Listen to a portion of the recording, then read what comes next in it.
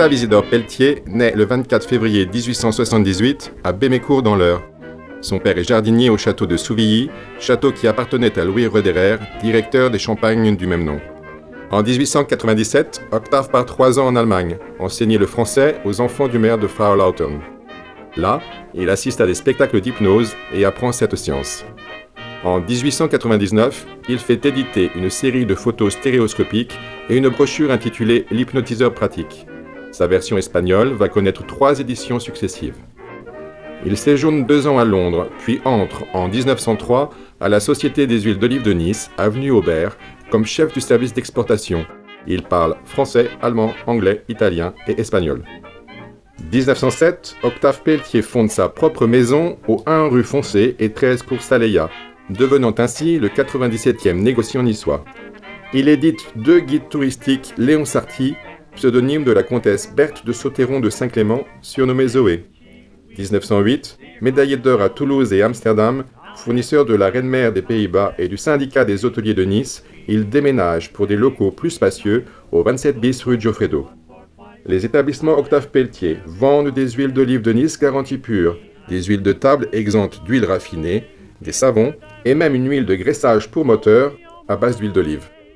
De 1910 à 1934, il fait éditer cartes postales et livrets publicitaires, faisant notamment appel au photographe Jean Giletta et au maquettiste Francis Dujardin, alias FD. 1911, il est décoré de l'ordre du Nishan Iftikhar par Nasser Bey, possesseur du royaume de Tunis. 1915, il est mobilisé au 18e régiment territorial d'infanterie.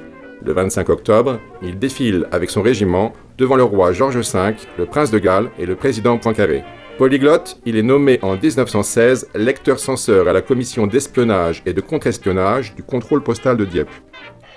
Octave Pelletier change régulièrement de domicile niçois, 27 rue Les Pentes, 26 rue de Paris, 22 boulevard du Bouchage et 66 boulevard de Cimier.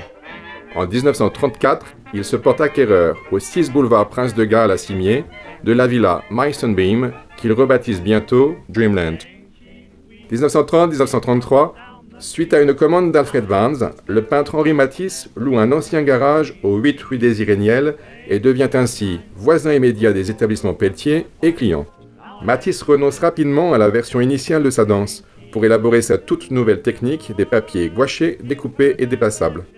In fine, l'œuvre se décline en 3 versions, les danses inachevées, de Paris et de Mérion. 1940, les établissements Pelletier détiennent 24 tonnes d'huile, dont 17 en pile, au 28 rue Giuffredo. Il décède à Nice le 21 janvier 1943. Sa tombe au cimetière de l'Est est reprise en 2008 et ses restes déposés à l'ossuaire. À ses côtés, le prince Mehmed Oran, qui aurait dû devenir Sa Majesté impériale, le sultan calife ottoman Mehmed VII. Les établissements Octave Pelletier conservent leur nom d'origine jusqu'à leur fermeture définitive en 1993, d'où ces étiquettes passe-partout et autres publicités liées au carnaval de Nice. Vous pouvez consulter le livre d'artiste Dreamland qui lui est consacré aux bibliothèques niçoises Romain Gary et Chevalier de Sessol.